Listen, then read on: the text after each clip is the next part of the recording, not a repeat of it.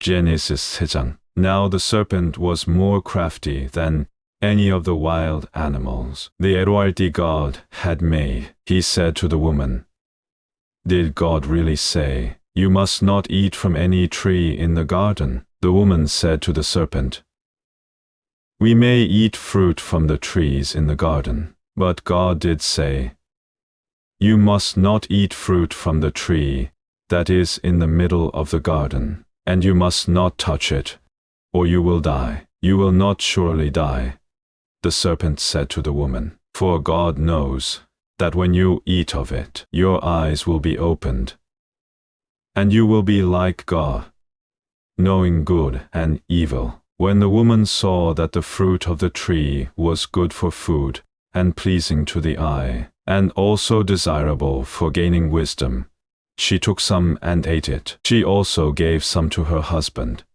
who was with her, and he ate it. Then the eyes of both of them were opened, and they realized they were naked. So they sewed fig leaves together and made coverings for themselves. Then the man and his wife heard the sound of the Lord God as he was walking in the garden in the cool of the day, and they hid from the Lord God among the trees of the garden. But the Lord God called to the man, "Where are you?" He answered, "I heard you in the garden, and I was afraid because I was naked, so I hid." And he said, "Who told you that you were naked? Have you eaten from the tree that I commanded you not to eat from?" The man said, "The woman you put here with me, she gave me some fruit from the tree, and I ate it." Then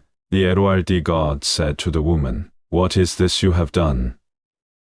The woman said, "The serpent deceived me, and I ate." So the Lord God said to the serpent, "Because you have done this, cursed are you above all the livestock and all the wild animals. You will crawl on your belly, and you will eat dust all the days of your life. And I will put enmity between you and the woman, and between your offspring and hers. He will crush your head, and you will strike his heel." To the woman he said, "I will greatly increase your pains in childbearing. With pain you will give birth to children. Your desire will be for your husband, and he will rule over you." To Adam he said, "Because you listened to your wife, and ate from the tree about which I commanded you, you must not eat of it. Cursed is the ground because of you. Through painful toil you will eat of it all the days of your life. It will produce thorns and thistles for you, and you will eat the plants of the field. By the sweat of your brow you will eat your food until you return to the ground, since from it you were taken. For dust you are, and to dust you will return." Adam named his wife Eve, because she would become the mother of all the living. The Lord God made garments of skin for Adam and his wife, and clothed them. And the Lord God said, "The man has now become like one of us, knowing good and evil. He must not be allowed to reach out his hand and take also from the tree of life, and eat, and live forever." So the Lord God banished him from the garden